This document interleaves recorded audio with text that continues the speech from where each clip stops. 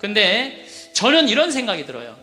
대한민국에 지금 70, 80대 되신 분들이 이 나라 일으켜 세운 거예요. 이 나라 일으켜 세우고 고생이란 고생은 다 하고, 그럼 이제 호강할 때도 됐는데 아직도 뭐가 몸에 뱉냐면 나 같은 게 무슨 호강이야, 이런 생각을 하는 분들이 너무 많아요. 그래서 여러분들 제발 집을 나가세요. 네, 네.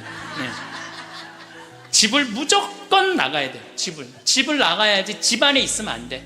그래서 월요일 날은 경복궁 쉬죠. 화요일 날은 경복궁, 수요일 날은 덕수궁, 목요일 날은 창덕궁, 금요일 날은 국립박물관, 토요일 날은 온양온천, 전철 공짜냐, 온양온천 갔다 오고, 일요일 날은 춘천 갔다 오고, 그렇게 계속 돌아다니는 거예요. 계속. 돈 하나도 안 들어요. 다 무료 입장이야. 다 무료 입장. 내가 말하는 데는 다 무료 입장이야. 그렇게 계속 돌아다니다 보면은요, 죽을 때 어떻게 죽는다고? 지쳐서 죽는다니까. 지쳐서. 죽을 때 지쳐서 죽어야 돼. 네. 네. 미국에서는 할머니, 할아버지들 사진을 찍어놔요. 사진을 찍어놓고 3개월 동안 뭐를 시키느냐면은, 3개월 동안 뭐를 시키느냐면은 운동을 시켜요. 헬스도 하게 하고, 그 다음에 파티도 하게 하고, 럭비도 하게 하고, 그렇게 3개월 동안, 그 3개월 후에 다시 사진을 찍어요.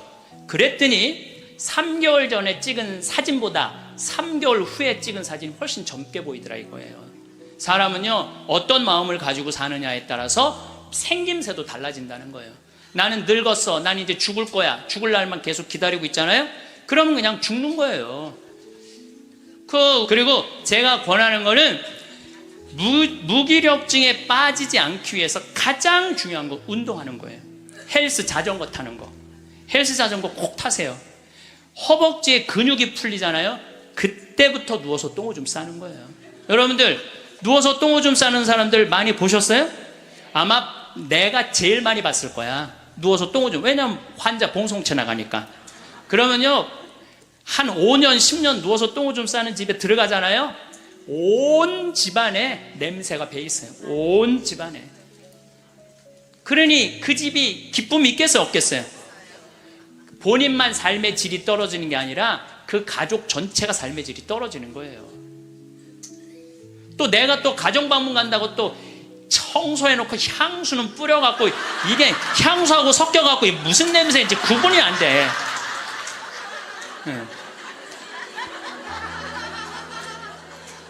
그리고 여기 80 넘으신 분들 가운데 자식이 전화 안 한다고 섭섭해하지 말아요. 자식이 전화 안 한다고. 당연히 잊어먹을 때도 돼요. 그 나이 되면은. 그 나이 되면 잊어먹을 때도 돼요. 어머니 아버지가 있는지 없는지도 모르는데 무슨 전화야, 전화는. 그리고 정 목소리 듣고 싶으면 본인이 하세요. 전화기 째려보고 있지 말고. 1번 누르면 큰아들, 2번 누르면 작은아들 나오는데 그걸 못하고 이놈의 새끼들이 손가락이 없어, 발가락이 없어, 왜 전화를 안 해? 자기가 하면 되지. 그래서 늙어서는 뭐를 버려야 되느냐면 거지 근성을 버려야 돼요. 누가 나한테 해주겠지, 날 찾아와 주겠지, 이런 생각 절대 하지 말라는 거예요. 오늘도 황창현 신부님의 지혜의 말씀을 통해 여러분의 행복한 노후를 위한 해안을 얻어가시길 바랍니다. 황창현 신부님의 행복 특강 지금 바로 시작하겠습니다.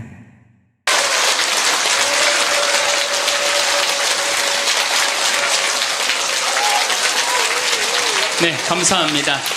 시작 기도 바치고 강의 시작하도록 하겠습니다. 예전에는 40살, 50살까지 살 때는 치매가 뭔지, 노년의 외로움이 뭔지도 모르고 살았어요. 그런데 이제는 70, 80, 100, 110살까지 살면서 점점 사는 게 재미가 없어져요. 그래서 나이가 들면은 뭐가 드느냐면 무기력증이 든다고 말씀을 드렸어요. 여러분들 사는 게 재미가 하나도 없고 무기력증에 빠지면 그 다음에 오는 건 우울증이에요. 이제 병으로 발전해요. 우울증이 오고 나면 그 다음에 오는 건 자살밖에 없어요. 그래서 우리나라 그 할머니들, 65세 이상 할머니들 그 우울증을 조사해 보면은 부부가 같이 노년에 살면 우울증이 21% 온대요. 그리고 자식하고 살면 27%가 온대요. 그러니까 여러분들 늙어서 자식들하고 살면 행복할 것 같죠? 행복하지 않아요. 그러니까 여러분들 나는 늙어서 자식한테 효도받고 산다? 아니에요. 나이를 70, 80, 90 넘어가면서 자식하고 살면은요, 서름받고 섭섭하고 또 내 마음 몰라주고 내가 저를 어떻게 키웠는데 나를 이렇게 무시해? 자기 오래 사는 줄 모르고 섭섭한 것만 생각해요. 자기 오래 사는 줄 모르고 섭섭한 것만 생각해요. 그러니까 자식하고 살면은 우울증에 더 많이 걸리는 거예요. 그러니까 여기 계신 여러분들은 늙어서 자식하고 한 집에서 산다는 생각은 아예 머릿속에서 빼버려야 돼요. 빼버려야 돼. 또 문제는 혼자 살면은요, 이 우울증은 41%로 늘어나요. 혼자 살면. 누가 뭐라 그래도 늙어서는 부부가 같이 사는 게 제일 좋아요. 누가 뭐라 그래도. 그러니까 여러분들 지금 여기 60, 70 되신 분들, 50 되신 분들도 마찬가지예요. 내가 지금 자식 걱정하고 뭐 며느리 걱정하고 손자 걱정하고 손녀 걱정할 때가 아니라니까요. 네. 남편 걱정하고 아내 걱정해야지 자식들 걱정할 일이 아니에요. 여러분들 이번에 니마 그 강을 건너지 마오, 그거 보셨어요? 네, 보셨죠? 저는 그 니마 그 강을 건너지 마오를 우리 직원들하고 보면서 저는 참 많이 울더라고요. 많이 울었죠, 여러분들도. 근데 난 그 우는 게 이해가 안 가. 왜 울어? 여러분들, 할아버지 98, 조병만 할아버지, 할머니 89, 강계열 할머니. 여러분들, 89, 89살에 눈 오면 눈싸움하고 놀고, 그렇잖아요. 낙엽 떨어지면 낙엽 가지고 놀고, 꽃 피면 꽃 꽂아서 머리에 꽂아주고, 냉이 씻을 때 물에 물장구 치고 놀고.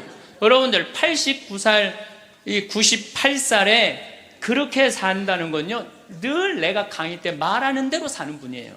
얼마나 행복해요. 저는 그 두 분의 이렇게 사는 모습을 보면서 참 보기 좋더라고요. 저렇게 마지막에 아름답고 경치 좋은 데서 자식들하고 안 살고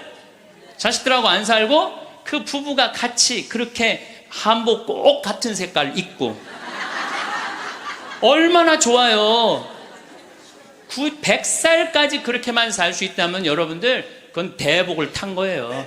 저는요, 중간에 무슨 장면이 나오느냐 하면은 이 할머니 생일날 자식들이 와서 밥을 먹다가 싸워요. 싸우는 거 보셨죠? 네. 뭐 네가 한번 아버지 아팠을 때 병원에 모시고 갔냐, 전화라도 한번 했냐. 그 싸우는 걸 보면서 많은 사람들은 가슴 아프게 생각을 하는데 전 전혀 그렇게 이건 여러분들 모두의 일이에요. 앞으로 대한민국의 모든 집에서 일어날 일이에요. 그리고 나는 그 자식들 100번 이해가 돼요. 100번 그 자식들 이해가 돼요. 여러분들 생각을 해보세요. 98이면 아들이 68살이야. 아들이 68살이면은 자기도 힘들어. 자기도 70에 들어섰는데 98살 먹은 아버지 언제 챙겨요? 98 먹은 아버지. 여러분들 생각을 해봐요. 예, 여러분들 딸이 하나 있는데 40살까지 시집도 안 가고 80 다 된 내 옆에 붙어 살아. 그럼 그 딸 이뻐요, 미워요? 그리고 그냥 돈이라도 벌어오면 좋은데 돈도 안 벌어와. 돈도 안 벌어오고 계속. 그리고 이런 우리나라 캥거루족이 몇 명이냐면은 100만 명이래요. 그러니까 어머니가 70, 80이 다 됐는데도 그 어머니 등골에 붙어서 빼먹는 거야. 자긴 돈도 안 벌고. 여러분들 그런 딸들이 자기가 독립하지 않고 계속 부모 힘들게 하면 그 딸 밉잖아요. 그럼 입장을 바꿔놓고 생각해보자 이거야. 내 나이가 60이 됐는데 아버지가 100살 되도록 안 죽고 계속 내 등에 붙어 살면은 60 먹은 자식은 힘들 것 같아요, 안 힘들 것 같아요? 똑같은 입장이에요. 똑같은 입장이에요. 계산상 안 맞는다는, 계산상. 자식을 20년 키웠으면 20년만 얻어 먹어야지. 근데 이제는 20년 키우고 40년, 50년, 60년 얻어 먹는다니까요. 지금 50살 되신 분들은 110살까지 산다고 말씀드렸죠? 그러면은 지금 50살 된 분들 110살까지 살면은요, 60살서부터 자식 기대고 산다면은요, 몇 년 얻어먹는 거야? 50년 얻어먹는 50년. 지금 40살들은요, 120살까지 사는 거야. 그럼 60살서부터 자식 기대서 얻어먹고 산다면은요, 60년 얻어먹는 거야. 20년 기껏 키우고 난 다음에 60년 얻어먹는 게 말이 돼요? 그러니까 이제는 자식하고 산다는 거는 자식이 늙어서 나를 책임진다는 건 상상도 하지 말라는 거예요. 누가 책임져야 돼? 내 인생은? 내가 책임지는 수밖에 없어요. 아니, 제가 늘 드리는 말씀이지만은 저는 고등학교 3학년 때까지 어머니 아버지가 저를 키웠어요. 저는 우리 집 막내로서 정말 사랑 많이 받고 자랐어요. 그 신학교 들어가니까 누가 날 키워줬어? 교회가 날 키워줬어. 신학교, 교회가. 신부 되고 보니까 너무 고마워. 그래서 20년 동안 나 키워준 어머니 아버지한테 은혜를 갚으리라. 내가 받은 만큼은 돌려주리라. 그래갖고 내가 신부 돼갖고 첫 사목활동비 받았을 때 45만 원인가 받았어요. 그 24년 전에요. 어머니 25,000원, 아버지 25,000원 용돈 드렸다니까요. 그렇게 20년 동안 한 달도 안 빠지고 용돈 드렸어요. 4년 전에 끝났어. 4년 전에 계산 끝났어요. 그런데도 어머니 아버지가 갈 생각을 안 하네. 아버지 85, 어머니 83인데 너무 정정하신 거예요. 근데 저는 괜찮아요. 왜냐하면 여러분들, 저는 사실은 어머니 아버지를 전 참 많이 사랑해요. 이제는요, 자식이 효도로 부모를 모시는 시대는 끝났어요. 자식이 부모를 얼마나 사랑하느냐가 결정적이에요. 너무 사랑하면 보고 싶잖아. 자꾸 같이 있고 싶고. 사랑은 그거 아니에요? 보고 싶고 같이 있고 싶고. 그러니까 아버지가 85이 돼도 어머니가 83이 돼도 항상 머릿속에는 시간만 되면 아버지, 어머니 보러 가고 싶다. 이 생각을 좀 갖고 있어요. 이건 효도의 차원이 아니에요. 사랑의 차원이지. 그러니까 나는 또 어머니, 아버지가 살아있는 게 좋아. 왜냐하면 어머니, 아버지 죽으면 아무도 없잖아요. 마누라가 있어, 자식이 있어, 누가 있어. 어머니, 아버지 죽으면 끝인데. 그래서 내가 어머니, 아버지한테 꼭 하는 말이 있어요. 올해도 가서 말씀드렸어요. 어머니, 아버지, 내가 70에 은퇴하니까 앞으로 딱 20년만 더 살아라. 그럼 아버지 105, 어머니 103이야. 그러니까 딱 20년만 더 살고 그땐 내가 안 붙잡겠다. 그땐 죽어도 된다. 저는 상관없는데 여러분들은 상관이 있어요.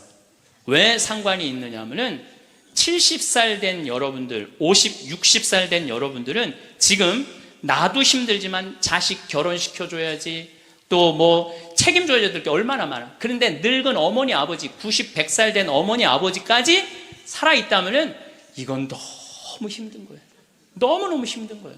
그러니까 인생이 즐거운 게 아니라 인생이 온통 짐이야, 짐. 그러니까 온통 짐이 되기 싫으면은요, 여러분들, 짐이 되기 싫으면요, 내 인생은 이제 내가 책임지는 거예요. 내 인생을 내가 책임지는 방법은 딱 한 가지밖에 없어요. 자식 학원 끊는 거예요. 자식 학원 끊고 대학 다닌 자식 있으면 휴학시키고, 그리고 결혼은 네가 벌어서 가라고 그러는 거예요. 이 대한민국 이 세 가지가 안 되잖아요. 그럼 모두가 불행할 수밖에 없어요. 근데 우리나라 애들이 지금 얼마나 허약하냐 하면, 우리 생태마을은 참 일이 1년 내내 일이 너무너무 많아요. 그래서 사람이 많이 필요해요. 사람이 많이 필요해갖고 내가 고등학교 졸업생들 많이 뽑았어요. 근데 10명 중에 9명은 가요. 일주일도 일을 못하고. 10명 중에 9명이 왜 일주일도 못하고 가는 줄 알아요? 초등학교, 중고등학교 24시간 책상에만 앉아 있었던 애들이야. 책상에만. 그러니까 끈질기게 노동을 하는 걸 배워본 적이 없어. 여러분들, 유럽 아이들, 미국 아이들은요, 이 스포츠를 너무너무 중요하게 여겨요. 그래서 토요일 날, 일요일만 되면은 엄마 아빠들이 애들 운동하는 거 계속 지켜봐요. 그래서 내가 이번에도 미국 쪽에 이 워싱턴 쪽에 강의를 갔는데 그러더라고요. 여기 우리 사회는요, 운동을 못하면 사람 대접을 못 받는다는 거예요. 자기 아들 지금 럭비를 시킨대. 우리나라 럭비를 시키는데 초등학교 6학년 애야. 너무너무 럭비를 잘한다는 거예요. 그러니까 그 럭비 데리고 다니는 게 일이야. 그러니까 걔네들은 기본 끈기가 있는 거야. 운동을 하니까. 근데 우리나라 애들은 운동이 어디 있어? 국어, 영어, 수학 외우느냐고 그냥 대학교 때까지 책상에 앉아 있는 거야. 이런 애들이 생태마을에 와서 아침 9시부터 저녁 6시까지 일을 해봐요. 못 견뎌요. 뭐 하루 만에 가는 놈, 이틀 만에 가는 놈, 일주일 만에 가는 놈. 제가 그 돌아가는 아이들을 보면서 이거 큰일 났구나. 대한민국 이거 큰일 났구나. 전부 머리 쓰는 일만, 그것만 일이라고 생각하고 노동을 귀하게 여기지. 여러분들 노동을 귀하게 여기지 않으면요, 그 사회는요 끝나는 수밖에 없어요. 로마가 왜 망했어요? 자기 나라 지키는 용병 다 용병 갖다 써갖고 망한 거예요. 우리나라도 지금 외국인 노동자들 엄청나게 들어오잖아요. 그러니까 중소기업에 가보면 전부 사람이 없다고 난리야. 그런데 국가에 보면은 지금 애들 캥거루족이 100만 명에 취직 못하는 애들 200~300만 명이 넘게 집에서 그냥 노는 거야. 아무 일도 안 하고 엄마 돈 빼먹는 거죠. 엄마 아빠 등골 빼먹는 거예요. 그거는 엄마 아빠의 등골만 빼먹는 게 아니라 80, 90까지 살 엄마 아빠 등골까지 다 빼먹는 거예요. 이게 여러분들 보통 심각한 문제가 아니에요. 대한민국 지금 심각해요. 자식들한테 돈 다 뺏긴 노인들, 쓸 돈이 없어서 집 안에만 그냥 박혀 있는 거예요. 공원에 나가 이렇게 장기 바둑 두는 데 기웃거리다가 집에 들어오는 할머니들 참 많아요. 결국 사는 맛 하나 없이 사는 노인들이 극단적으로 자살이라는 걸 선택할 수밖에 없어요. 여러분들, 우리 이 가톨릭 안에 자살은 구원받을 수 없다고 그러잖아요. 마지막을 자살로 삶을 마감하면 어떻게 해요? 우리나라가 10만 명당 평균 자살 숫자가 31명이에요. 근데 참 재미난 통계가 있어요. 60대는 10만 명당 51명으로 늘어요. 그러니까 나이를 먹으면 먹을수록 더 많이 자살하는 거죠. 70대는 몇 명으로 늘어나냐면 79명으로 늘어나요. 70대는 79명. 80대는 몇 명으로 늘어나냐면 127명으로 늘어나요. 80대는. 그러니까 80대가 돈 없지, 자식 안 찾아오지, 병들었지, 결국은 우울증 걸려서 선택하는 거는 자살밖에 없다는 거예요. 왜 삶을 그렇게 마감하냐 이거예요. 근데 이게 다 여러분들 욕심 때문에 그래요. 욕심 때문에 애들을 망치는 거예요. 여러분들 지금 이 초등학교 학생들이 오늘 굉장히 많이 왔는데 이거 굉장히 막 아주 이게 획기적인 일이 지금 벌어졌어요 지금. 이 초등학생들이 쟤네들이요 선행학습을 학원에 가서 한 번 하고 집에서 숙제하고, 그리고 학교 가면은요 선생님이 가르치는 게 재미가 하나도 없대요. 세 번째 공부하니까. 세 번째 그러니까 선생님이 존경스럽지가 않은 거야. 그래서 쟤네들이 학교 다니는 게 재미가 하나도 없는 거예요. 여러분들, 학교 다니는 게 재미가 없는 애들이 나중에 어떻게 될 것 같아요? 컴퓨터 게임에 빠지는 거예요. 근데 그게 선행학습이 누구 때문에 벌어지는 거냐? 대한민국의 부모들 때문에 그래요. 내만 1등 시키고 싶은 이 욕심, 이게 대한민국을 병들게 하고 아이들을 병들게 하고, 그것만에 거기에 학원비 들어가는 건 내 노년의 이 연금을 다 쏟아붓는 거야. 그래서 마지막에는 자살을 선택할 수밖에 없어요. 대한민국이 건강해지려면요, 제가 농담으로 하는 얘기가 아니에요. 학원 끊고 대학 휴학시키고 지금 집에서 노는 놈들 전부 공장에 취직시켜갖고 일시켜야 돼요. 그래야지 대한민국이 건강하게 살아가요. 여러분들도 살 끼고 자식들도 살 길이 그거예요. 여기 어느 외로운 노인의 글이 하나 있는데 참 모든 인생이 다 들어있어서 제가 여러분들한테 한번 읽어드릴게요. 3년 전 마누라가 세상을 떠난 뒤 나는 외로움을 견디다 못해 함께 살자는 아들의 청을 받아들였다. 여러분들, 지금 할머니 할아버지들 집에서 할머니 할아버지들 보면 많이 싸우죠. 많이 싸우죠. 그게 얼마나 큰 행복인지 몰라요. 싸우는 것도 행복이에요. 싸울 남편도 없잖아요. 그럼요, 그거 얼마나 외로운데요. 외로울 수밖에 없어요. 나는 내가 강의 때 핸드폰 울려도 한 번도 신경질을 부린 적이 없어. 내가 나는 아늑하고 편안한 아들네 집에서 학교 간 손자들과 직장에 나간 아들과 며느리가 돌아오는 저녁 때를 기다렸다. 그러니까 자식 집에 들어가서 살아도요 혼자인 거예요. 혼자인 거예요. 아이들이 있어 집안 분위기가 활기찰 것이라고 기대했지만 손자 녀석들은 학교에서 돌아오자마자 늘 숙제하느라고 바빴다. 공부하느냐고 할머니 할아버지랑 놀아줄 시간 없다는 얘기예요. 하루에 한 번 저녁 시간에 온 식구가 모였는데 식사 분위기는 대체로 딱딱했다. 가끔 어린 손자가 학교에서 일어난 일을 얘기하며 깔깔대면 제 어미가 할아버지 앞에서 떠들면 못 써 하고 야단을 쳤다. 사실 나는 녀석들이 짓거리는 일이 즐거웠는데 말이다. 차를 마실 때라도 두런두런 이야기를 나누면 좋으련만 아들이 아버님 늦었습니다. 이제 그만 주무시지요 하고 말하면 나는 잠이 오지 않아도 내 방에 가야 했다. 감옥이 있죠. 감옥. 바깥에 나가고 혼자 있을 수도 없고 자식하고 산다고 행복한 게 아니라니까요. 그러던 어느 날 이웃 노인 몇 사람과 오래간만에 즐겁게 마작을 하다가 시간 가는 줄 몰랐다. 그러다 저녁에 퇴근한 며느리에게 그 노인들 식사를 같이 부탁했는데 며느리가 진수성찬을 차려올렸다. 그런데 이튿날 아침이었다. 아들이 미리 말도 없이 손님을 청하면 어떡하냐면서 앞으로 그러지 마세요라고 말했다. 언젠가부터 나는 자주 배가 고팠다. 금방 밥을 먹어도 또 배가 고팠는데 냉장고에 내가 먹을 만한 간식이 없었다. 그래서 나는 매일 늙은 행상한테서 만두를 3상자씩 사 먹었다. 그 뒤로는 뱃속이 편안했고 하루 종일 목소리를 쓰지 않는 나로서는 만두 장수와 이야기 나누는 일도 즐거웠다. 여러분들 늙으면은요, 이 만두 장사랑 얘기 나누는 것도 즐거워. 나하고 누가 말만 해줘도. 그래서 우리 생태마을에 전화해갖고 할머니들요, 무지하게 통화 오래 하는 말들이 많아요. 어느 날 만두 장수는 내게 줄 거스름돈이 모자라 나중에 며느리를 통해서 돈을 건네주었는데 며느리는 아버님이 이렇게 직접 사다 드시면 사람들이 우리가 아버님을 잘 돌보지 않는다고 생각할 거예요 라고 말했다. 그렇게 2년이 흘렀다.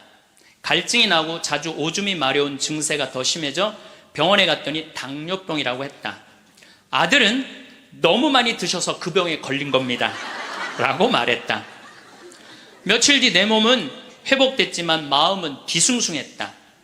그러다 문득 마누라 장례식 때 보고 여태 만나지 못한 친구가 생각났다.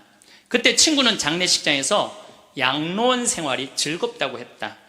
같은 연배의 늙은이들과 산책도 하고 요리도 하고 밤 늦게까지 얘기도 나눈다며 만족한 표정을 지었다. 내가 들어갈 방도 있냐고 묻자 친구는 자네는 아들과 더불어 만년을 편안히 즐기게 라고 말했다. 여러분들 늙어서요, 늙은 친구들하고 어울려서 노는 게 행복할 것 같아요? 나 쳐다보지도 않는 아들하고 사는 게 행복할 것 같아요? 여러분들 여기 지금 늙은 친구들하고 오신 분들 많죠? 네. 아들이 여기 와서 놀아줄 수 있어요? 못 놀아줘요? 못 놀아줘요. 그러니까 이 생각을 바꿔야 된다는 거예요. 그냥 돈을 꾸리고 아껴서 그 옆에 있는 소중한 친구하고 밥 한 번 사 먹을 생각 안 하고 자식 뒷돈 대줄 생각만 해요. 그 정신 나간 엄마 아빠들이라는 거예요. 그러면 나는 그 친구의 말에 공감했지만 이미 3년을 편안하게 보냈으니 그것으로 족하지 않는가. 나는 자리에서 일어나 주섬주섬 짐을 꾸렸다. 옛 친구들이 있는 곳으로 가기 위해. 제가 가끔 삼성 노블카운티 또 유무상통 마을, 그야말로 돈이 있는 할머니 할아버지들 노인 요양시설에 가서 강의를 해요. 그분들 참 멋지게 살더라고요. 해주는 밥 딱딱 먹고 수영장 있고 삼성 노블카운티는 골프 클럽도 있더라고. 같이 골프도 치고 다니고. 여러분들 다 하실 수 있어요. 뭐만 하면 학원만 끊으면 욕심만 버리면 여러분들 다 하실 수 있어요. 대한민국은요 지금 얼마든지 행복하게 살 수 있는 길인데 이놈의 욕심이 지금 대한민국을 막고 있는 거예요. 그래서 늙어서 행복하게 살기 위해서는 첫 번째, 무조건 집을 나가라. 나이 먹어서 외롭지 않게 사는 방법은 일단 해만 뜨면 집을 나가야 돼요. 그리고 70, 80 넘어가고 집에 있는 게 아니에요.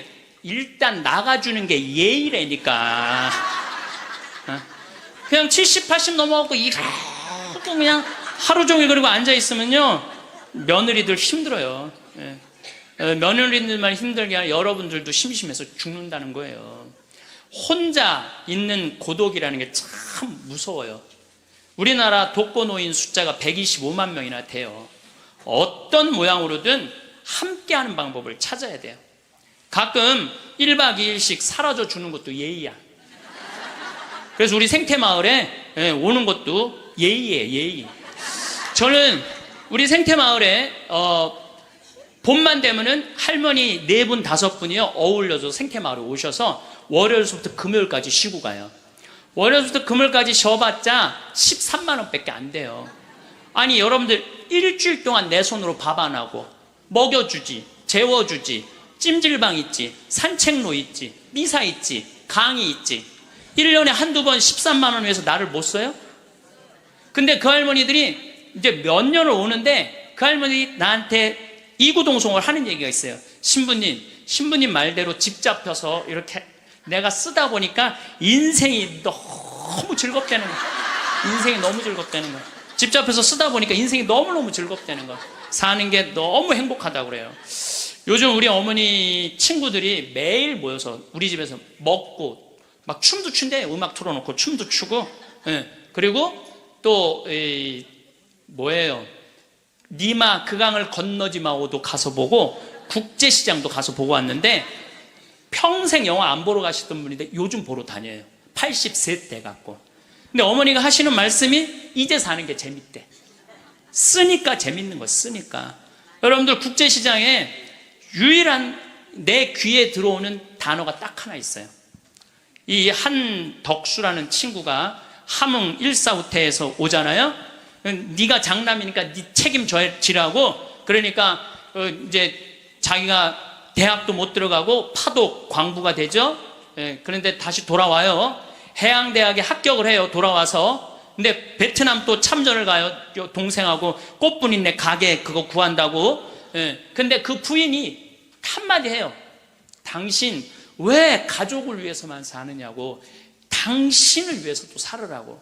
당신을 위해서도 살으라고. 그런데도 이 사람은 끝까지 가족을 위해서 마지막까지 살죠. 그 여의도에서 막순이라고 함흥에서 놓친 그 이제 미국에 이제 입양돼 갖고 정말 눈물 콧물 다 빼죠. 우리나라 그 의사 선생님들이 100살 넘은 분들한테 문의를 했어요. 손수건 있어요. 걱정하지 마세요. 여러분들이 너무 많아 갖고 지금 더워서. 또 강원도는 오늘 영하 17도예요. 영하 17도라 내복을 입고 왔더니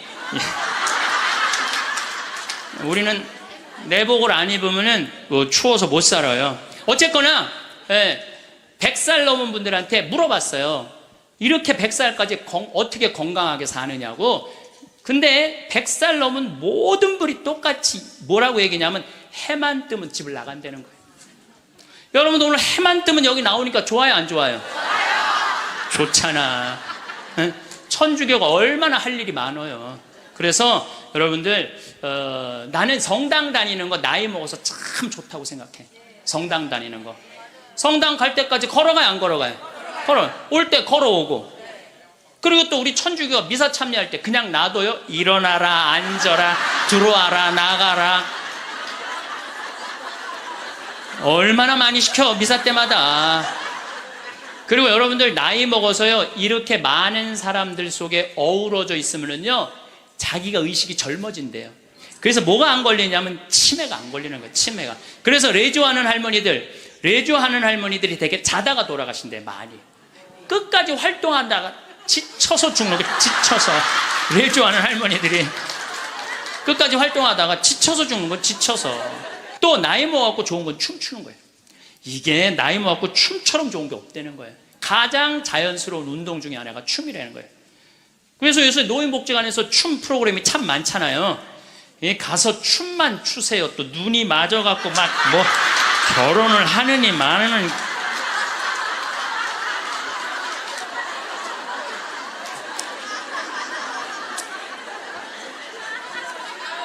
돈 쓰는 거 아깝다고 72%의 돈 쓰는 거 아깝다고 72%의 할머니 할아버지들이 아무것도 안 해서 집에만 있는다는 거예요. 우리나라에 지금 72%의 할머니 할아버지들이 돈 쓰는 거 무섭고 아깝다고 아무것도 안 하고 집에서 있는다는 거예요. 그런데 이 중에 45%는 극빈자예요. 극빈자라고 그러는 거는 정말 어려운 분들이 우리나라 OECD 국가 중에 노인 가장 가난한 나라가 우리나라예요. 이것도 참 슬픈 일이에요. 왜냐하면 우리나라가 정말 잘 사는 나라거든요. 여러분들 우리나라 잘 사는 나라인지 모르세요? 알죠? 잘 살아요. 이번에도 뭐 1조 1000억 달러를 달성하고 무역 흑자 500억 달러가 넘는 나라예요. 그런데 노인들은 OECD 국가 중에 가장 가난해. 이게 참 슬픈 일이에요. 근데 어쨌든 45%는 정말 쓸 돈이 없는 할머니, 할아버지들이에요. 그런데 나머지 27%는 돈 쓰는 게 아까워서 못 쓰는 분들이에요. 27%는. 여러분들이 여가 활동도 하지 않고 27%의 할머니들 아무것도 안 하면 이 할머니들이 뭐 하는 거냐면 나중에 누워서 똥오줌 싸는 거예요. 여러분들 이 돈 간병인 병원비로 다 씁니다. 안 쓰는 거. 한국인이 평생 살면서 남성이 의료비로 얼마를 쓰냐면 7,400만 원을 쓴대요. 여성이 몇 퍼센트를 쓰냐면 8,700만 원을 쓴대요. 여성이. 그러니까 여자들이 남자보다 1,300만 원을 더 쓰는 거예요. 그런데 왜 더 쓰느냐 하면은 오래 살아서 더 쓰는 거야. 똑똑하시네. 오래 살아서 더 쓰는 거예요. 그런데 4,300만 원, 65세 이상이 8,700만 원 중에 4,300만 원을 65세 이상 쓴다는 거예요. 그러니까 늙어서 병원비를 다 쓰는 거야. 늙어서 병원비를 다 쓰는 거야. 이 돈, 내가 보긴 이 돈 4,300만 원 가지고 수영장 다니고 헬스장 다니고 놀러 다니는 대로 쓰고, 그런 분들 돌아가실 때 그냥 지쳐서 죽는 거예요. 그런 분들이. 제 생각에는 여러분들 헬스장 요즘 7만 원 내지 8만 원 해요. 그럼 그 헬스장만 다녀도요 50년 다닐 수 있어요. 50년. 병원비 다른 거 말고 여러분들이 쓰는 병원비를 가지고만 해도 50년 헬스장 다닐 수 있어요. 자, 이제 헬스장 얘기를 좀 할게요. 제가 왜 헬스장을 굉장히 중요하게 여기느냐 하면은 나이를 먹어서는요 근력 운동을 해야 돼요. 40살이 넘어서부터 몸에서 1%씩 근육이 빠져나가요. 1%씩 근육이 빠져나가면은 80살 되면 거의 다 빠져나가는 거예요. 그럼 뭐만 남아? 뼈만 남는 거예요. 뼈만 남으면 그 다음 뭐 하는 거야? 눕는 거예요. 그래서 그 근육을 보충해 주려면 고기도 일주일에 한 번은 먹어야 되고, 또 헬스장. 자, 신부님 저 돈이 하나도 없어요. 신부님은 맨날 돈 있는 사람 얘기만 해요. 여러분들 우리 평창은요, 평창 종합운동장에 건강증진센터가 있는데, 헬스장이 있는데 무료예요. 무료. 이게 우리 평창만 무료가 아니라 여러분들 주위에 무료 헬스장 널려 있어요. 그러면은 아침에 나가갖고 헬스장 가면은요 젊은 사람도 구경할 수 있고, 내 몸에 맞게만 하면은요 1시간 2시간 얼마든지 시간 보낼 수 있어요. 그 옆에 목욕탕 딸려 있으면 목욕탕. 그리고 저녁에 집에 들어오면은요 자지 말라 그래도 쓰러져서 자요. 네, 자지 말라 그래도 쓰러져서 자요. 근데 문제는 뭐냐면은 할머니들 중에 이런 분들이, 신부님 나이를 먹으니까 잠이 안 와. 이런 분들은 왜 잠이 안 오냐면 하루 종일 소파에 앉아갖고 여러분들 누워서 똥오줌 싸는 아버지를 모시면서 어떤 분이 일기를 썼어요. 극히 일부만 제가 옮겨놓을게요. 이 참 내용이 참 가슴이 참 짠해요. 이 더 기가 막힌 내용도 있는데, 내가 이 방송이라 정말로 정말 우리들이 들을 만한 객관적인 내용만 쓴 거예요. 어제는 불효를 했다. 기저귀 찬 채로 거실로 나가려는 아버지와 어머니의 실랑이가 벌어지고, 급기야는 누워서 발길질하는 아버지의 폭력으로부터 어머니가 먼저 돌아가실 지경에 이르렀다. 여러분들 마지막에 똥오줌 싸고 이런 분들, 치매에 걸린 분들은요 막 뱀이 막 기어간대요. 천장에 뱀이 기어가고 천장이 막 무너지는 것 같고 극도의 공포에 사로잡힌대요. 그러니까 이 치매 걸리는 게 진짜 똥오줌 싸는 것보다 더 무서운 게 뭐예요? 치매 걸리는 거예요.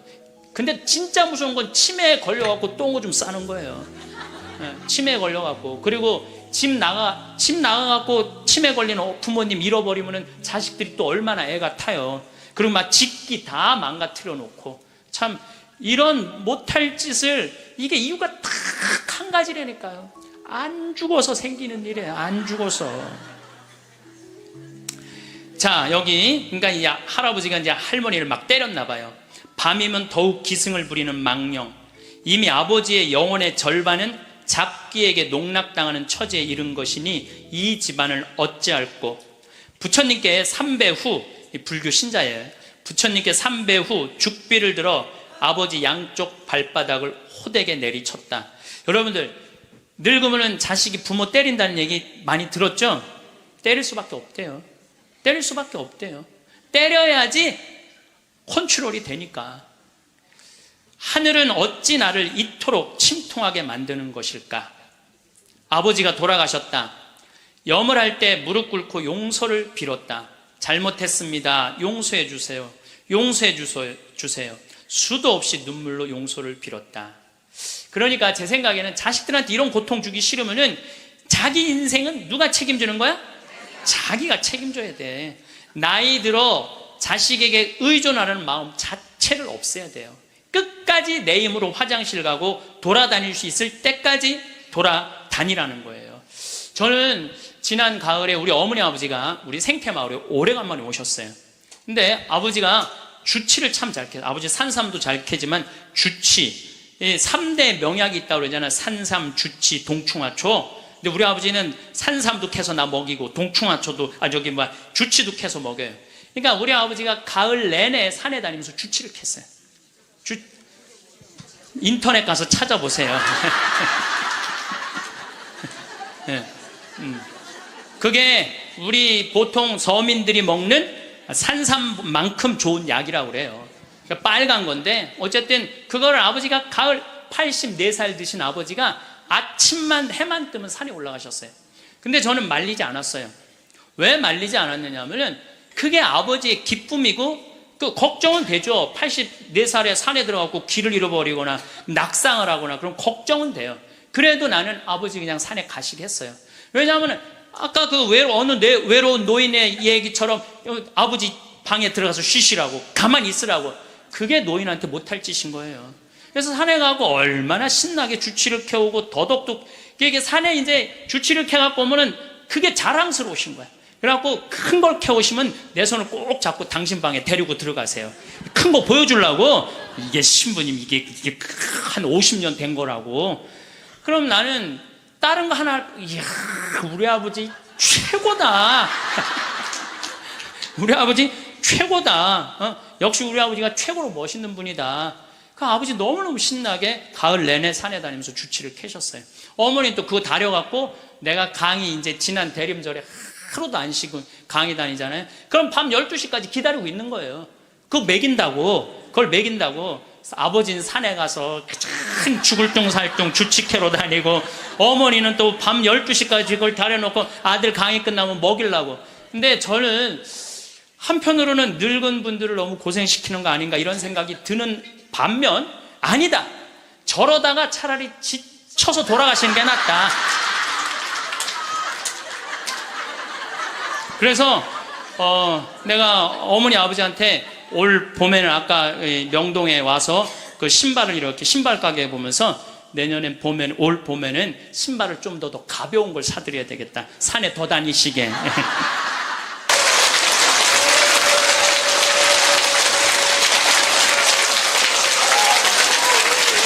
네, 감사합니다. 시작기도 바치고 강의 시작하도록 하겠습니다. 예전에는 40살, 50살까지 살 때는 치매가 뭔지, 노년의 외로움이 뭔지도 모르고 살았어요. 그런데 이제는 70, 80, 100, 110살까지 살면서 점점 사는 게 재미가 없어져요. 그래서 나이가 들면은 뭐가 드느냐면 무기력증이 든다고 말씀을 드렸어요. 여러분들 사는 게 재미가 하나도 없고 무기력증에 빠지면 그 다음에 오는 건 우울증이에요. 이제 병으로 발전해요. 우울증이 오고 나면 그 다음에 오는 건 자살밖에 없어요. 그래서 우리나라 그 할머니들 65세 이상 할머니들 그 우울증을 조사해 보면은 부부가 같이 노년에 살면 우울증이 21% 온대요. 그리고 자식하고 살면 27%가 온대요. 그러니까 여러분들 늙어서 자식들하고 살면은 행복할 것 같죠? 행복하지 않아요. 그러니까 여러분들 나는 늙어서 자식한테 효도받고 산다? 아니에요. 나이를 70, 80, 90 넘어가면서 자식하고 살면은요, 서름받고 섭섭하고 또 내 마음 몰라주고 내가 저를 어떻게 키웠는데 나를 이렇게 무시해? 자기 오래 사는 줄 모르고 섭섭한 것만 생각해요. 자기 오래 사는 줄 모르고 섭섭한 것만 생각해요. 그러니까 자식하고 살면은 우울증에 더 많이 걸리는 거예요. 그러니까 여기 계신 여러분들은 늙어서 자식하고 한 집에서 산다는 생각은 아예 머릿속에서 빼버려야 돼요. 빼버려야 돼. 또 문제는 혼자 살면은요, 이 우울증은 41%로 늘어나요. 혼자 살면. 누가 뭐라 그래도 늙어서는 부부가 같이 사는 게 제일 좋아요. 누가 뭐라 그래도. 그러니까 여러분들 지금 여기 60, 70 되신 분들, 50 되신 분들도 마찬가지예요. 내가 지금 자식 걱정하고 뭐 며느리 걱정하고 손자 걱정하고 손녀 걱정할 때가 아니라니까요. 네. 남편 걱정하고 아내 걱정해야지 자식들 걱정할 일이 아니에요. 여러분들 이번에 니마 그 강을 건너지 마오, 그거 보셨어요? 네, 보셨죠? 저는 그 니마 그 강을 건너지 마오를 우리 직원들하고 보면서 저는 참 많이 울더라고요. 많이 울었죠, 여러분들도. 근데 난 그 우는 게 이해가 안 가. 왜 울어? 여러분들, 할아버지 98, 조병만 할아버지, 할머니 89, 강계열 할머니. 여러분들, 89, 89살에 눈 오면 눈싸움하고 놀고, 그렇잖아요. 낙엽 떨어지면 낙엽 가지고 놀고, 꽃 피면 꽃 꽂아서 머리에 꺾어주고, 근데 냉이 씻을 때 물에 물장구 치고 놀고. 여러분들 89살, 이 98살에 그렇게 산다는 건요, 늘 내가 강의 때 말하는 대로 사는 분이에요. 얼마나 행복해요. 저는 그 두 분의 이렇게 사는 모습을 보면서 참 보기 좋더라고요. 저렇게 마지막에 아름답고 경치 좋은 데서 자식들하고 안 살고 그 부부가 같이 그렇게 한복 꼭 같은 색깔 입고 얼마나 좋아요. 100살까지 그렇게만 살 수 있다면 여러분들 그건 대복을 탄 거예요. 저는요, 중간에 무슨 장면이 나오느냐 하면은 이 할머니 생일날 자식들이 와서 밥을 먹다가 싸워요. 싸우는 거 보셨죠? 네. 뭐 네가 한번 아버지 아팠을 때 병원에 모시고 갔냐, 전화라도 한번 했냐. 그 싸우는 걸 보면서 많은 사람들은 가슴 아프게 생각을 하는데 전 전혀 그렇게 이건 여러분들 모두의 일이에요. 앞으로 대한민국의 모든 집에서 일어날 일이에요. 그리고 나는 그 자식들 100번 이해가 돼요. 100번 그 자식들 이해가 돼요. 여러분들 생각을 해보세요. 98이면 아들이 68살이야. 아들이 68살이면은 자기도 힘들어. 자기도 70에 들어섰는데 98살 먹은 아버지 언제 챙겨요? 98 먹은 아버지. 여러분들 생각을 해봐요. 예, 여러분들 딸이 하나 있는데 40살까지 시집도 안 가고 80 다 된 내 옆에 붙어 살아. 그럼 그 딸 이뻐요, 미워요? 그리고 그냥 돈이라도 벌어오면 좋은데 돈도 안 벌어와. 돈도 안 벌어오고 계속. 그리고 이런 우리나라 캥거루족이 몇 명이냐면은 100만 명이래요. 그러니까 어머니가 70, 80이 다 됐는데도 그 어머니 등골에 붙어서 빼먹는 거야. 자기는 돈도 안 벌고. 여러분들 그런 딸들이 자기가 독립하지 않고 계속 부모 힘들게 하면 그 딸 밉잖아요. 그럼 입장을 바꿔놓고 생각해보자 이거야. 내 나이가 60이 됐는데 아버지가 100살 되도록 안 죽고 계속 내 등에 붙어 살면은 60 먹은 자식은 힘들 것 같아요, 안 힘들 것 같아요? 똑같은 입장이에요. 계산상 안 맞는다는, 계산상. 자식을 20년 키웠으면 20년만 얻어 먹어야지. 근데 이제는 20년 키우고 40년, 50년, 60년 얻어 먹는다니까요. 지금 50살 되신 분들은 110살까지 산다고 말씀드렸죠? 그러면은 지금 50살 된 분들 110살까지 살면은요, 60살서부터 자식 기대고 산다면은요, 몇 년 얻어 먹는 거야? 50년 얻어 먹는 50년. 지금 40살들은요, 120살까지 사는 거야. 그럼 그럼 60살서부터 자식 기대서 얻어먹고 산다면은요 60년 얻어먹는 거예요. 20년 기껏 키우고 난 다음에 60년 얻어먹는 게 말이 돼요? 그러니까 이제는 자식하고 산다는 거는 자식이 늙어서 나를 책임진다는 건 상상도 하지 말라는 거예요. 누가 책임져야 돼? 내 인생은? 내가 책임지는 수밖에 없어요. 아니 제가 늘 드리는 말씀이지만은 저는 고등학교 3학년 때까지 어머니 아버지가 저를 키웠어요. 저는 우리 집 막내로서 정말 사랑 많이 받고 자랐어요. 그 신학교 들어가니까 누가 날 키워줬어? 교회가 날 키워줬어. 신학교 교회가 신부되고 보니까 너무 고마워. 그래서 20년 동안 나 키워준 어머니 아버지한테 은혜를 갚으리라. 내가 받은 만큼은 돌려주리라. 그래갖고 내가 신부 돼갖고 첫 사목 활동비 받았을 때 45만 원인가 받았어요. 그 24년 전에요. 어머니 25,000원, 아버지 25,000원 용돈 드렸다니까요. 그렇게 20년 동안 한 달도 안 빠지고 용돈 드렸어요. 그 4년 전에 끝났어. 4년 전에 계산 끝났어요. 그런데도 어머니 아버지가 갈 생각을 안 하네. 아버지 85, 어머니 83인데 너무 정정하신 거예요. 근데 저는 괜찮아요. 왜냐하면 여러분들 저는 사실은 어머니 아버지를 전 참 많이 사랑해요. 이제는요 자식이 효도로 부모를 모시는 시대는 끝났어요. 자식이 부모를 얼마나 사랑하느냐가 결정적이에요. 너무 사랑하면 보고 싶잖아. 자꾸 같이 있고 싶고. 사랑은 그거 아니에요? 보고 싶고 같이 있고 싶고. 그러니까 아버지가 85이 돼도 어머니가 83이 돼도 항상 머릿속에는 시간만 되면 아버지 어머니 보러 가고 싶다, 이 생각을 좀 갖고 있어요. 이건 효도의 차원이 아니에요. 사랑의 차원이지. 그러니까 나는 또 어머니 아버지가 살아있는 게 좋아. 왜냐하면 어머니 아버지 죽으면 아무도 없잖아요. 마누라가 있어, 자식이 있어, 누가 있어. 어머니 아버지 죽으면 끝인데. 그래서 내가 어머니 아버지한테 꼭 하는 말이 있어요. 올해도 가서 말씀드렸어요. 어머니 아버지, 내가 70에 은퇴하니까 앞으로 딱 20년만 더 살아라. 그럼 아버지 105, 어머니 103이야. 그러니까 딱 20년만 더 살고 그땐 내가 안 붙잡겠다. 그땐 죽어도 된다. 저는 상관없는데 여러분들은 상관이 있어요. 왜 상관이 있느냐 하면은 70살 된 여러분들, 50, 60살 된 여러분들은 지금 나도 힘들지만 자식 결혼시켜줘야지, 또 책임져야 될 게 얼마나 많아. 그런데 늙은 어머니 아버지, 90, 100살 된 어머니 아버지까지 살아있다면은 이건 너무 힘든 거예요. 너무너무 힘든 거예요. 그러니까 인생이 즐거운 게 아니라 인생이 온통 짐이야, 짐. 그러니까 온통 짐이 되기 싫으면은요, 여러분들, 짐이 되기 싫으면요, 내 인생은 이제 내가 책임지는 거예요. 내 인생을 내가 책임지는 방법은 딱 한 가지밖에 없어요. 자식 학원 끊는 거예요. 자식 학원 끊고 대학 다닌 자식 있으면 휴학시키고, 그리고 결혼은 네가 벌어서 가라고 그러는 거예요. 이 대한민국 이 세 가지가 안 되잖아요.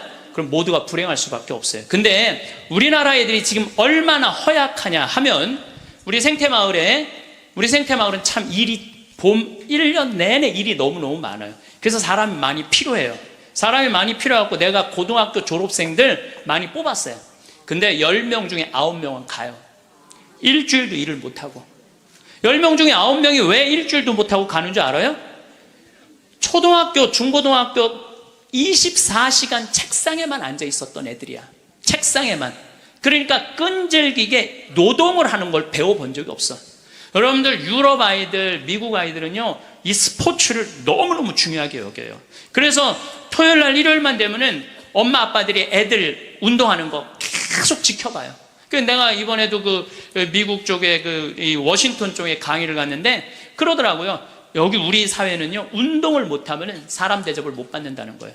자기 아들 지금 럭비를 시킨대. 우리나라 럭비를 시키는데 초등학교 6학년 애야. 너무너무 럭비를 잘한다는 거예요. 그러니까 그 럭비 데리고 다니는 게 일이야. 그러니까 걔네들은 기본 끈기가 있는 거야. 운동을 하니까. 근데 우리나라 애들은 운동이 어디 있어? 국어, 영어, 수학 외우느냐고 그냥 대학교 때까지 책상에 앉아 있는 거야. 이런 애들이 생태마을에 와서 아침 9시부터 저녁 6시까지 일을 해봐요. 못 견뎌요. 뭐 하루 만에 가는 놈, 이틀 만에 가는 놈, 일주일 만에 가는 놈. 제가 그 돌아가는 아이들을 보면서 이거 큰일 났구나. 대한민국 이거 큰일 났구나. 전부 머리 쓰는 일만, 그것만 일이라고 생각하고 노동을 귀하게 여기지. 여러분들, 노동을 귀하게 여기지 않으면요, 그 사회는요 끝나는 수밖에 없어요. 로마가 왜 망했어요? 자기 나라 지키는 용병, 다 용병 갖다 써갖고 망한 거예요. 우리나라도 지금 외국인 노동자들 엄청나게 들어오잖아요. 그러니까 중소기업에 가보면 전부 사람이 없다고 난리야. 그런데 국가에 보면은 지금 애들 캥거루족이 100만 명에 취직 못하는 애들 200~300만 명이 넘게 집에서 그냥 노는 거야. 아무 일도 안 하고 엄마 돈 빼먹는 거죠. 엄마 아빠 등골 빼먹는 거예요. 그거는 엄마 아빠의 등골만 빼먹는 게 아니라 80, 90까지 살 엄마 아빠 등골까지 다 빼먹는 거예요. 이게 여러분들 보통 심각한 문제가 아니에요. 대한민국 지금 심각해요. 자식들한테 돈 다 뺏긴 노인들, 쓸 돈이 없어서 집 안에만 그냥 박혀 있는 거예요. 공원에 나가 이렇게 장기 바둑 두는 데 기웃거리다가 집에 들어오는 할머니들 참 많아요. 결국 사는 맛 하나 없이 사는 노인들이 극단적으로 자살이라는 걸 선택할 수밖에 없어요. 여러분들, 우리 이 가톨릭 안에 자살은 구원받을 수 없다고 그러잖아요. 마지막을 자살로 삶을 마감하면 어떻게 해요? 우리나라가 10만 명당 평균 자살 숫자가 31명이에요. 근데 참 재미난 통계가 있어요. 60대는 10만 명당 51명으로 늘어요. 그러니까 나이를 먹을수록 더 많이 자살하는 거죠. 70대는 몇 명으로 늘어나냐면 79명으로 늘어나요. 70대는 79명. 80대는 몇 명으로 늘어나냐면 127명으로 늘어나요. 80대는. 그러니까 80대가 돈 없지, 자식 안 찾아오지, 병 들었지, 결국은 우울증 걸려서 선택하는 거는 자살밖에 없다는 거예요. 왜 삶을 그렇게 마감하냐 이거예요. 근데 이게 다 여러분들 욕심 때문에 그래요. 욕심 때문에 애들을 망치는 거예요. 여러분들 지금 이 초등학교 학생들이 오늘 굉장히 많이 왔는데 이거 굉장히 막 아주 이거 획기적인 일이 지금 벌어졌어요 지금. 이 초등학생들이 쟤네들이요 선행학습을 학원에 가서 한 번 하고 집에서 숙제하고 그리고 학교 가면은요 선생님이 가르치는 게 재미가 하나도 없대요. 세 번째 공부하니까. 세 번째 그러니까 선생님이 존경스럽지가 않은 거야. 그래서 쟤네들이 학교 다니는 게 재미가 하나도 없는 거예요. 여러분들, 학교 다니는 게 재미가 없는 애들이 나중에 어떻게 될 것 같아요? 컴퓨터 게임에 빠지는 거예요. 근데 그게 선행학습이 누구 때문에 벌어지는 거냐? 대한민국의 부모들 때문에 그래요. 내만 1등 시키고 싶은 이 욕심, 이게 대한민국을 병들게 하고 아이들을 병들게 하고, 그것만에 거기에 학원비 들어가는 건 내 노년의 이 연금을 다 쏟아붓는 거야. 그래서 마지막에는 자살을 선택할 수밖에 없어요. 대한민국이 건강해지려면요, 제가 농담으로 하는 얘기가 아니에요. 학원 끊고 대학 휴학시키고 지금 저기 집에서 노는 놈들 전부 공장에 취직시켜갖고 일시켜야 돼요. 그래야지 대한민국이 건강하게 살아가요. 여러분들도 살 끼고 자식들도 살 길이 그거예요. 여기 어느 외로운 노인의 글이 하나 있는데 참 모든 인생이 다 들어있어서 제가 여러분들한테 한번 읽어드릴게요. 3년 전 마누라가 세상을 떠난 뒤 나는 외로움을 견디다 못해 함께 살자는 아들의 청을 받아들였다. 여러분들, 지금 할머니 할아버지들 집에서 할머니 할아버지들 보면 많이 싸우죠. 많이 싸우죠. 그게 얼마나 큰 행복인지 몰라요. 싸우는 것도 행복이에요. 싸울 남편도 없잖아요. 그럼요, 그거 얼마나 외로운데요. 외로울 수밖에 없어요. 나는 내가 강의 때 핸드폰 울려도 한 번도 신경질을 부린 적이 없어. 내가 나는 아늑하고 편안한 아들네 집에서 학교 간 손자들과 직장에 나간 아들과 며느리가 돌아오는 저녁 때를 기다렸다. 그러니까 자식 집에 들어가서 살아도요 혼자인 거예요. 혼자인 거예요. 아이들이 있어 집안 분위기가 활기찰 것이라고 기대했지만 손자 녀석들은 학교에서 돌아오자마자 늘 숙제하느라고 바빴다. 공부하느냐고 할머니 할아버지랑 놀아줄 시간 없다는 얘기예요. 하루에 한 번 저녁 시간에 온 식구가 모였는데 식사 분위기는 대체로 딱딱했다. 가끔 어린 손자가 학교에서 일어난 일을 얘기하며 깔깔대면 제 어미가 할아버지 앞에서 떠들면 못 써. 하고 야단을 쳤다. 사실 나는 녀석들이 짓거리는 일이 즐거웠는데 말이다. 차를 마실 때라도 두런두런 이야기를 나누면 좋으련만 아들이 아버님 늦었습니다. 이제 그만 주무시지요. 하고 말하면 나는 잠이 오지 않아도 내 방에 가야 했다. 감옥이죠, 감옥. 바깥에 나가고 혼자 있을 수도 없고 자식하고 산다고 행복한 게 아니라니까요. 그러던 어느 날 이웃 노인 몇 사람과 오래간만에 즐겁게 마작을 하다가 시간 가는 줄 몰랐다. 그러다 저녁에 퇴근한 며느리에게 그 노인들 식사를 같이 부탁했는데 며느리가 진수성찬을 차려 올렸다. 그런데 이튿날 아침이었다. 아들이 미리 말도 없이 손님을 청하면 어떡하냐면서 앞으로 그러지 마세요라고 말했다. 언젠가부터 나는 자주 배가 고팠다.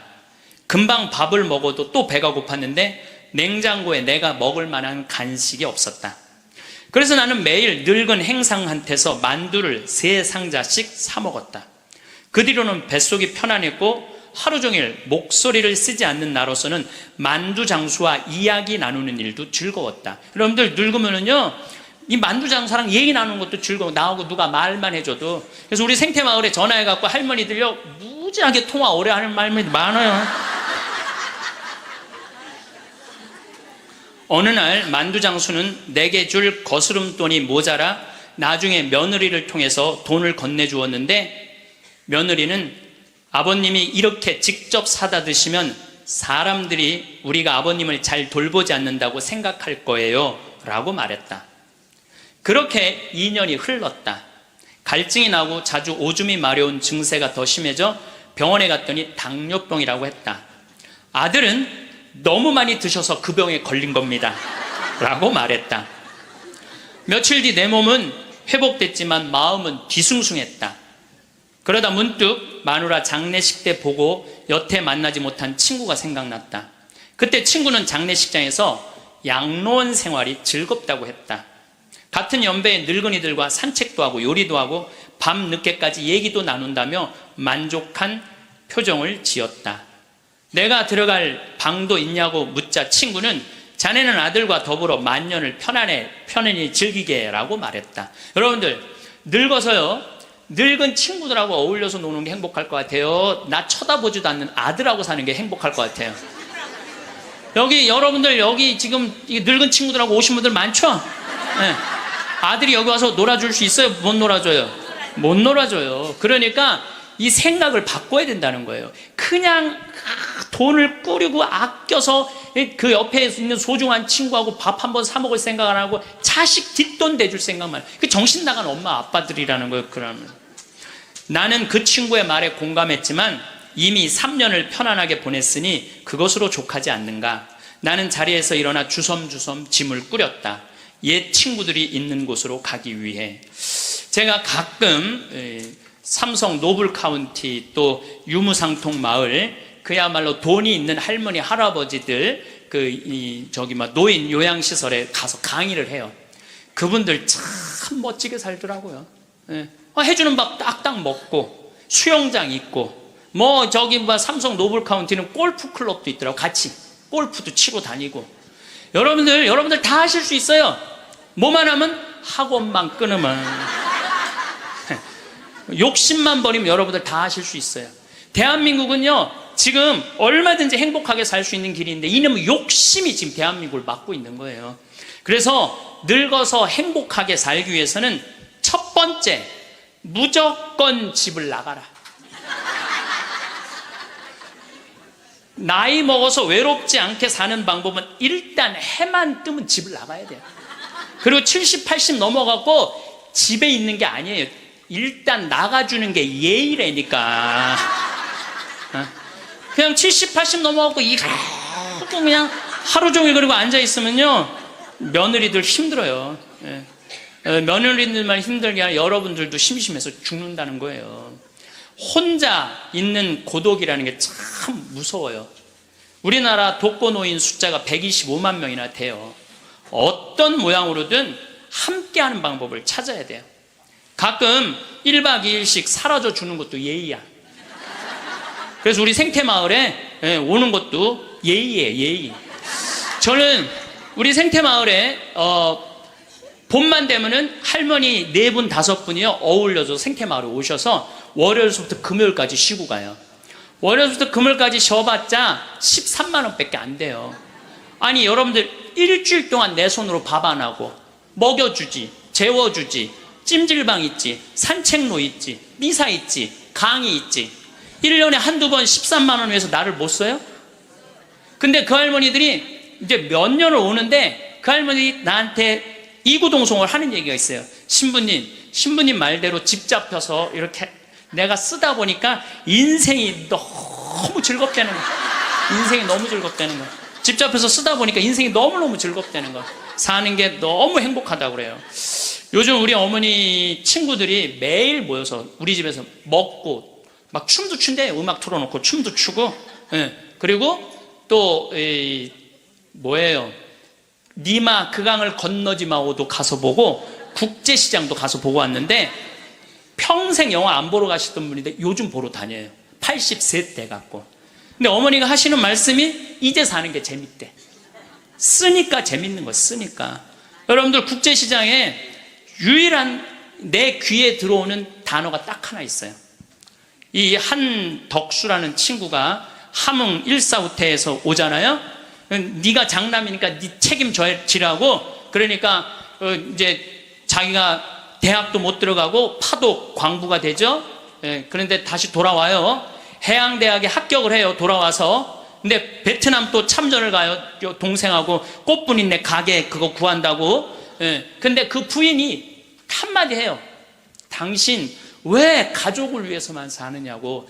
당신을 위해서도 살으라고. 당신을 위해서도 살으라고. 그런데도 이 사람은 끝까지 가족을 위해서 마지막까지 살죠. 그 여의도에서 막순이라고 함흥에서 놓친 그 이제 미국에 이제 입양돼 갖고 정말 눈물 콧물 다 빼죠.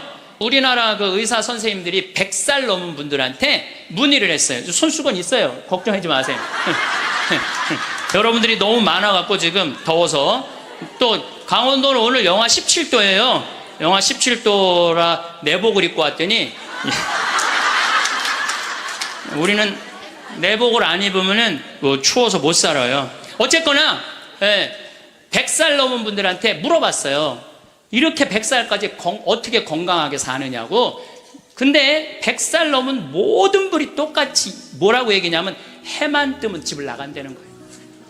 여러분도 오늘 해만 뜨면 여기 나오니까 좋아요 안 좋아요? 좋잖아. 천주교가 얼마나 할 일이 많아요. 그래서 여러분들 나는 성당 다니는 거 나이 먹어서 참 좋다고 생각해. 성당 다니는 거. 성당 갈 때까지 걸어가요 안 걸어가요? 올 때 걸어오고. 그리고 또 우리 천주교가 미사 참여할 때 그냥 놔둬요. 일어나라 앉아라 들어와라 나가라. 얼마나 많이 시켜 미사 때마다. 그리고 여러분들 나이 먹어서요 이렇게 많은 사람들 속에 어우러져 있으면요 자기가 의식이 젊어진대요. 그래서 뭐가 안 걸리냐면 치매가 안 걸리는 거예요. 치매가. 그래서 레조하는 할머니들이 되게 자다가 돌아가신대. 많이 끝까지 활동하다가 지쳐서 죽는 거예요. 지쳐서. 레조하는 할머니들이 끝까지 활동하다가 지쳐서 죽는 거. 지쳐서. 또 나이 먹어갖고 좋은 건 춤추는 거예요. 이게 나이 먹어갖고 춤처럼 좋은 게 없다는 거예요. 가장 자연스러운 운동 중에 하나가 춤이라는 거예요. 그래서 요새 노인복지관에서 춤 프로그램이 참 많잖아요. 가서 춤만 추세요. 또 눈이 맞아갖고 막 뭐 결혼을 하느니 마느니.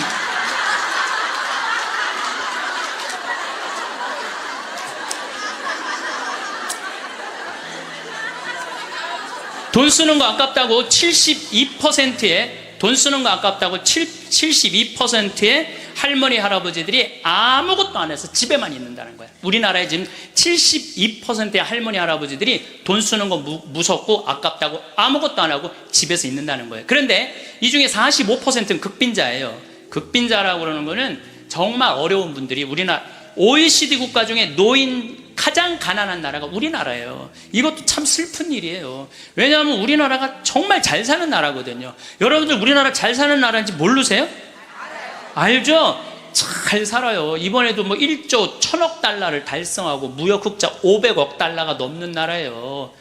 그런데 노인들은 OECD 국가 중에 가장 가난해. 이게 참 슬픈 일이에요. 근데 어쨌든 45%는 정말 쓸 돈이 없는 할머니, 할아버지들이에요. 그런데 나머지 27%는 돈 쓰는 게 아까워서 못 쓰는 분들이에요. 27%는 여러분들이 여가 활동도 하지 않고 27%의 할머니들 아무것도 안 하면 이 할머니들이 뭐 하는 거냐면 나중에 누워서 똥오줌 싸는 거예요. 여러분들 이 돈 간병인 병원비로 다 씁니다. 안 쓰는 거. 한국인이 평생 살면서 남성이 의료비로 얼마를 쓰냐면 7,400만 원을 쓴대요. 여성이 몇 퍼센트를 쓰냐면 8,700만 원을 쓴대. 여성이. 그러니까 여자들이 남자보다 1,300만 원을 더 쓰는 거예요. 그런데 왜 더 쓰느냐 하면은 오래 살아서 더 쓰는 거야. 똑똑하시네. 오래 살아서 더 쓰는 거예요. 그런데 4,300만 원, 65세 이상이 8,700만 원 중에 4,300만 원을 65세 이상 쓴다는 거예요. 그러니까 늙어서 병원비를 다 쓰는 거야. 늙어서 병원비를 다 쓰는 거야.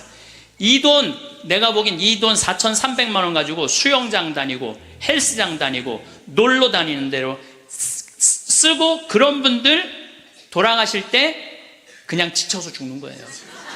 그런 분들이. 제 생각에는 여러분들 헬스장 요즘 7만 원 내지 8만 원 해요. 그럼 그 헬스장만 다녀도요 50년 다닐 수 있어요. 50년. 병원비 다른 거 말고 여러분들이 쓰는 병원비를 가지고만 해도 50년 헬스장 다닐 수 있어요. 자, 이제 헬스장 얘기를 좀 할게요. 제가 왜 헬스장을 굉장히 중요하게 여기느냐 하면은 나이를 먹어서는요 근력 운동을 해야 돼요. 40살이 넘어서부터 몸에서 1%씩 근육이 빠져나가요.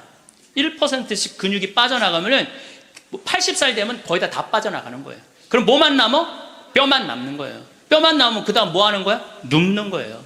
그래서 그 근육을 보충해 주려면 고기도 일주일에 한 번은 먹어야 되고, 또 헬스장. 자, 신부님 저 돈이 하나도 없어요. 신부님은 맨날 돈 있는 사람 얘기만 해요. 여러분들 우리 평창은요, 평창 종합운동장에 건강증진센터가 있는데, 헬스장이 있는데 무료예요. 무료.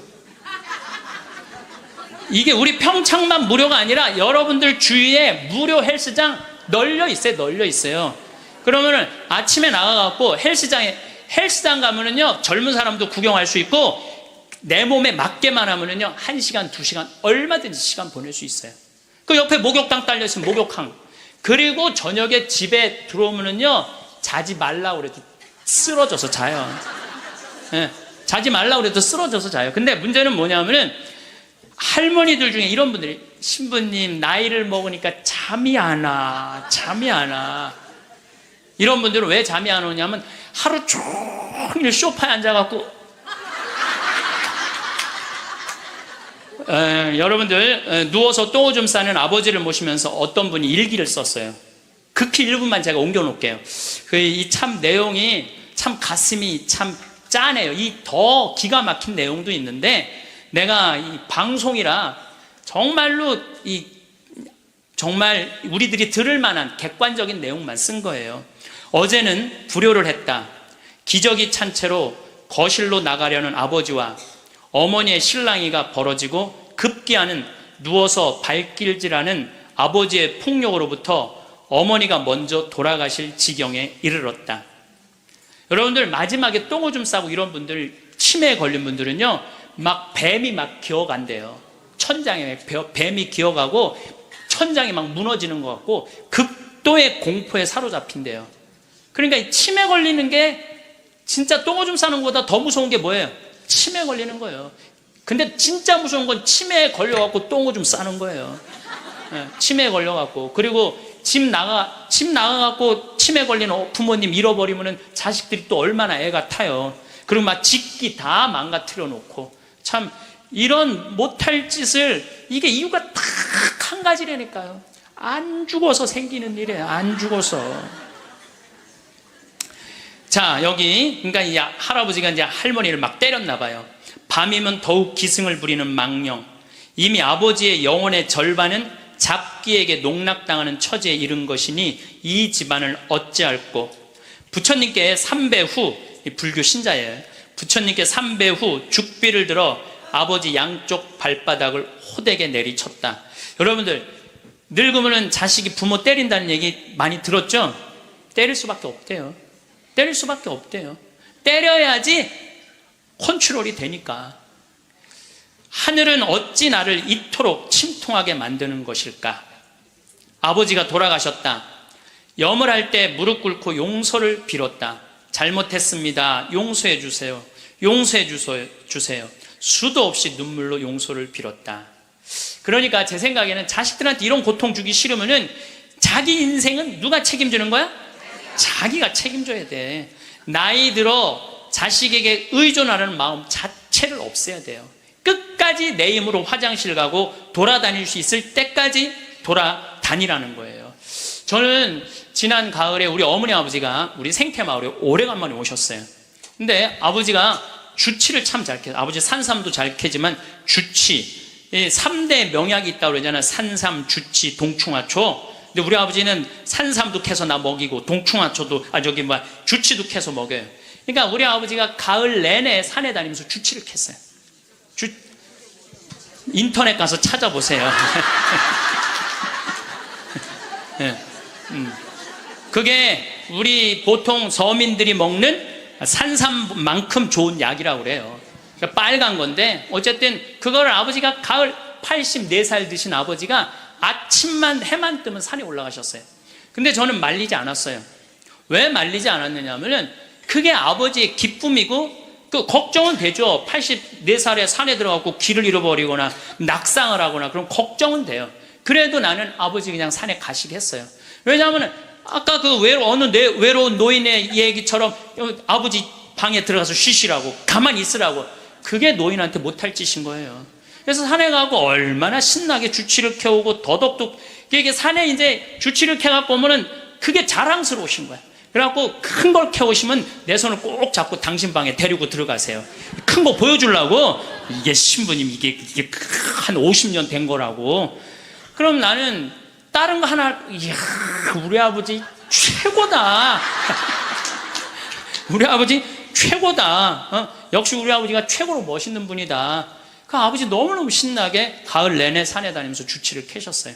어머니는 또 그거 다려갖고 내가 강의 이제 지난 대림절에 하루도 안 쉬고 강의 다니잖아요. 그럼 밤 12시까지 기다리고 있는 거예요. 그거 그걸 먹인다고. 아버지는 산에 가서 큰 죽을 둥 살 둥 주치캐로 다니고 어머니는 또 밤 12시까지 그걸 다려놓고 아들 강의 끝나면 먹이려고. 근데 저는 한편으로는 늙은 분들을 너무 고생시키는 거 아닌가 이런 생각이 드는 반면 아니다. 저러다가 차라리 지쳐서 돌아가시는 게 낫다. 그래서 내가 어머니 아버지한테 올 봄에는 아까 명동에 와서 그 신발을 이렇게 신발 가게에 보면서 내년엔 올 봄에는 신발을 좀 더 가벼운 걸 사드려야 되겠다. 산에 더 다니시게. 성공한 사람들을 보면 크게 두 부류로 나뉘는 걸 알 수 있습니다. 하나는 자신이 성공했다고 여기저기 떠벌리고 다니는 사람들, 그리고 또 하나는 조용히 아무 말 없이 자기 삶을 사는 사람들입니다. 우리는 흔히 성공을 하면 자연스럽게 자랑하고 싶어질 거라고 생각하죠. 좋은 차를 사고 비싼 시계를 차고 SNS에 멋진 사진을 올리고 싶을 겁니다. 왜냐하면 그렇게 하면 남들이 나를 더 인정해 줄 거라고 믿으니까요. 하지만 현실은 그렇지 않습니다. 오히려 진짜 성공한 사람들은 그렇게 행동하지 않습니다. 왜냐하면 보여줄 필요가 없기 때문입니다. 돈이 많다고 높은 자리에 있다고 유명하다고 해서 굳이 그걸 드러낼 필요는 없습니다. 그걸 아는 사람들은 이미 알고 있고 모르는 사람들은 알 필요가 없죠. 그런데도 굳이나 성공했다고 떠드는 사람들이 있습니다. 그런 사람들은 왜 그럴까요? 간단합니다. 그 사람들은 사실 그렇게까지 성공한 게 아니기 때문입니다.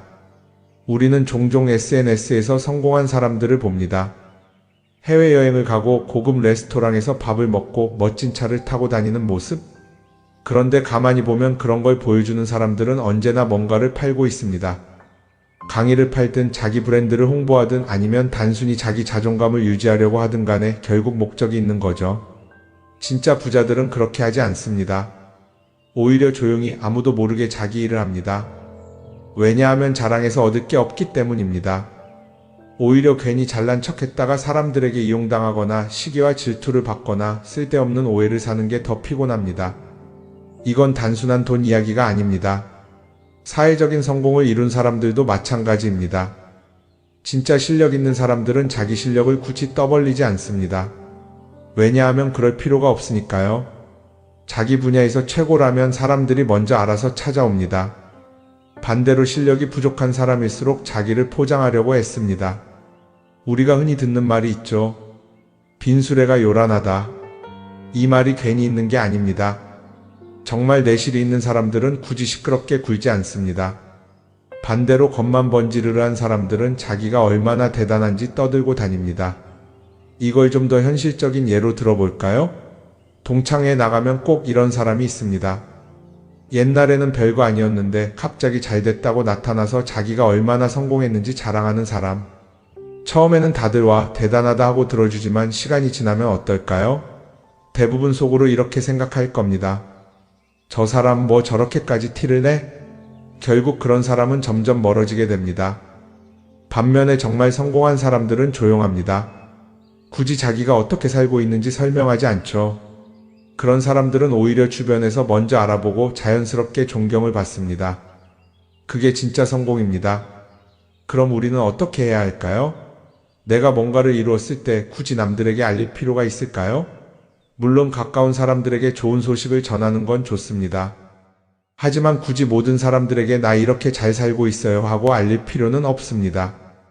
그런 행동은 결국 나에게 득이 되지 않습니다. 성공이라는 건 원래 조용한 겁니다. 내가 잘 되고 있으면 주변 사람들이 자연스럽게 알게 됩니다. 굳이 내가 말하지 않아도 내 행동과 태도에서 묻어나오게 되어 있습니다. 그러니 굳이 보여주려고 애쓰지 마세요. 오히려 그게 더 진짜 성공한 사람의 태도입니다. 사람은 사회적 동물이라고 하잖아요. 혼자 살아갈 수 없고 결국 사람과의 관계 속에서 기쁨도 얻고 때로는 상처도 받습니다. 그런데 한 가지 생각해 볼 게 있어요. 우리가 정말 인간관계가 필요해서 맺고 있는 걸까요? 아니면 그냥 그래야 한다고 배워서 어쩔 수 없이 유지하고 있는 걸까요? 어릴 땐 친구 많으면 좋다고 하죠. 사회생활에서도 인맥이 중요하다는 말을 많이 합니다. 그런데 정작 주변을 보면요. 인간관계가 넓은 사람일수록 스트레스를 더 많이 받아요. 전화벨이 울릴 때마다 이번엔 또 무슨 부탁일까 싶고 단체 채팅방에서 메시지가 올 때마다 이걸 또 어떻게 대답해야 하나 고민하죠. 관계가 많아질수록 책임과 피로도 함께 늘어나는 겁니다. 어떤 사람들은 인간관계를 줄이면 외롭지 않겠냐고 해요. 그런데 가만히 생각해보면 진짜 외로움을 느끼는 순간이 언제인지 아세요? 오히려 불필요한 인간관계 속에 있을 때입니다.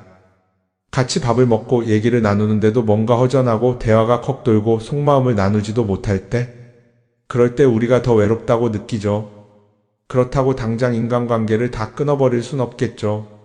하지만 적어도 내가 정말 소중하게 여겨야 할 관계와 그냥 관성적으로 유지하는 관계는 구분할 필요가 있습니다. 예를 들어 매번 나한테 부탁만 하고 정작 내가 어려울 땐 연락 한 번 없는 사람. 내가 실수하면 뒷담화를 하면서 내 앞에서는 웃는 사람. 이런 관계를 굳이 계속 이어갈 이유가 있을까요? 가끔은 이런 경험도 있을 거예요. 우연히 어떤 사람과 친해졌는데 만난 지 얼마 되지도 않았는데 너무 많은 걸 털어놓는 사람들 있죠. 자기 속사정부터 가족 문제, 직장 고민까지 쏟아내는 사람들. 이런 경우 두 가지의 가능성이 큽니다. 하나는 그냥 감정적으로 의존할 사람이 필요해서일 수도 있고 또 하나는 내가 믿을 만한 사람인지 떠보는 걸 수도 있어요. 어떤 경우든 이런 관계는 오래가기 어렵습니다. 사실 친밀함이라는 건 시간이 필요한 법이에요. 적당한 거리를 두고 천천히 서로를 알아가야 하는데 초반부터 급격하게 가까워진 관계는 쉽게 무너지는 경우가 많습니다. 처음엔 친하다고 생각했는데 어느 순간 사소한 일로 틀어지고 결국 남보다 못한 사이가 되는 거죠. 그러면 인간관계를 어떻게 해야 할까요? 답은 간단합니다. 억지로 맺지 말고 굳이 유지하려고도 하지 않는 거예요. 내가 편한 관계라면 자연스럽게 이어질 것이고 그렇지 않다면 서서히 멀어질 겁니다. 그리고 그걸 억지로 붙잡지 않아도 괜찮습니다. 관계를 유지하는데 에너지를 쓰기보다는 정말 소중한 관계에 집중하는 게 더 낫지 않을까요? 어떤 사람은 내가 인간관계를 줄이면 나중에 나 혼자 남는 거 아니냐 걱정하기도 해요. 그런데 생각해보면요, 진짜 나를 위하는 사람은 많지 않아요. 인간관계를 줄인다고 해서 완전히 혼자가 되는 게 아닙니다. 오히려 불필요한 관계를 정리하고 나면 남아있는 관계들이 더 단단해지고 가치 있게 느껴질 겁니다. 예전엔 인맥이 자산이라는 말을 많이 했어요. 그런데 요즘은 꼭 그렇지도 않죠. 오히려 불필요한 인간관계가 많으면 그게 짐이 될 수도 있어요. 적당한 거리, 적당한 선. 이걸 잘 지키는 게 결국엔 가장 편한 인간관계를 유지하는 방법 아닐까요? 한번 곰곰이 생각해 보세요. 지금 내 주변에 있는 사람들 중에서 내가 정말 편하게 만날 수 있는 사람이 몇 명이나 되는지, 내가 억지로 맞춰주고 있는 관계는 없는지. 관계를 줄이면요, 외로워지는 게 아니라 오히려 더 자유로워집니다. 그리고 자유로워진 만큼 내 인생에서 정말 중요한 것에 집중할 수 있게 됩니다. 인간관계 너무 많은 걸 신경 쓰다 보면 정작 중요한 걸 놓칠 수 있어요. 그러니까 이제는 한 번쯤 정리해보는 것도 나쁘지 않을 겁니다. 사람들이 돈을 많이 벌고 싶어 하는 이유가 뭘까요? 단순히 돈이 많으면 좋으니까? 물론 그것도 있겠지만 사실 돈을 원하는 진짜 이유는 더 나은 삶을 살기 위해서겠죠. 그런데 문제는 돈을 많이 번다고 해서 반드시 삶이 나아지는 건 아니라는 겁니다. 오히려 더 많이 벌수록 더 많이 쓰게 되는 경우가 많아요. 가끔 이런 생각해 본 적 없으세요? 예전에는 돈이 지금보다 훨씬 적었는데 이상하게 그때가 더 여유로웠던 것 같다. 왜 그럴까요? 사실 우리가 원하는 건 돈 그 자체가 아니라 돈을 통해 얻을 수 있는 자유인데 돈을 벌면 벌수록 그 자유를 잃어버리는 경우가 많아요. 더 좋은 차, 더 좋은 집, 더 좋은 옷을 사면서 점점 더 많은 돈이 필요해지고 결국엔 돈을 벌기 위해 또다시 일해야 하는 악순환에 빠지게 되는 거죠. 한번 생각해 봅시다. 우리가 정말 필요해서 뭔가를 사는 경우가 얼마나 될까요? 필요해서라기보다는 남들이 가지고 있으니까, 없어 보이기 싫으니까, 혹은 그냥 기분 전환을 위해서 소비하는 경우가 훨씬 많아요. 그리고 그런 소비를 할 때마다 스스로 이렇게 합리화를 하죠. 이 정도는 나를 위한 투자야. 그런데 가만히 보면 그 소비가 진짜 나를 위한 소비인지 아니면 그냥 사회가 만든 기준에 끌려가고 있는 건지 헷갈릴 때가 많습니다. 예를 들어 예전에는 스마트폰 하나면 충분했는데 이제는 스마트워치도 있어야 하고 무선 이어폰도 필요하고 태블릿도 있어야 할 것 같고, 하나를 사면 또 다른 무언가가 필요해지는 시기예요. 사실 이건 우리가 그렇게 만들어진 겁니다. 광고도 그렇고 SNS도 그렇고 자꾸 우리에게 이렇게 말하죠. 이걸 사야 더 행복해질 수 있어요. 그런데 정작 그걸 사고 나면 어때요? 처음 며칠은 좋죠. 그런데 시간이 지나면 또 다른 걸 사고 싶어져요. 왜냐하면 물건이 우리를 오래 행복하게 만들어주지는 않거든요. 특히 요즘은 SNS가 이런 소비 심리를 더 부추기는 것 같아요. 예전에는 친구들끼리 만나서 나 새로 샀어 하고 자랑하는 게 전부였는데 이제는 SNS에 올리면서 전 세계 사람들에게 보여주잖아요. 그러다 보니까 남들도 다 뭔가를 사서 올리고 나도 따라해야 할 것 같은 기분이 드는 거예요. 그런데 중요한 건 그 사람들도 사실은 나와 똑같은 기분이라는 겁니다. 내가 남을 부러워하는 만큼 나도 누군가에게 부러움을 사려고 애쓰고 있는 거죠. 결국 끝없는 비교와 소비 속에서 진짜 중요한 걸 놓치게 되는 겁니다. 한번 이렇게 생각해보면 어떨까요? 만약 내가 지금부터 딱 1년 동안 불필요한 소비를 하지 않는다면 내 삶이 어떻게 변할까?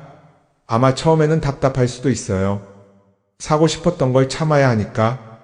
그런데 그걸 몇 번 참고 나면 어느 순간 깨닫게 될 겁니다. 내가 굳이 이걸 안 사도 괜찮네? 그렇게 불필요한 소비가 줄어들면 자연스럽게 돈이 쌓이겠죠. 그런데 돈이 쌓이는 것보다 더 중요한 게 있어요. 바로 마음의 여유가 생긴다는 겁니다. 돈을 쓰지 않는다고 해서 불행해지는 게 아니라 오히려 소비로부터 자유로워지면서 진짜 행복을 찾을 수 있어요. 물론 이걸 실천하는 게 쉽지는 않겠죠. 우리 주변에는 소비를 부추기는 것들이 너무 많으니까요. 하지만 적어도 이런 건 해볼 수 있습니다. 뭔가를 사고 싶을 때 한 번만 스스로에게 물어보는 거예요. 이게 정말 나한테 필요한 걸까? 아니면 그냥 순간적인 욕심일까? 만약 그 질문을 던졌을 때 5초 안에 당연히 필요하지 라는 답이 나오지 않는다면 사실 그건 없어도 되는 물건일 가능성이 큽니다. 정말 필요한 건 고민할 필요도 없이 바로 떠오르거든요. 그러니까 이제는 한 번쯤 생각해 봐야 할 것 같아요. 나는 지금 내가 원하는 삶을 살고 있는 걸까? 아니면 남들이 만든 기준에 맞추기 위해 내 시간을 팔고 있는 걸까? 소비를 줄인다는 건 단순히 돈을 아끼는 게 아닙니다. 그건 결국 내 삶의 선택권을 되찾는 일이거든요. 돈을 많이 버는 것도 중요하지만 더 중요한 건 그 돈을 어떻게 쓰느냐입니다.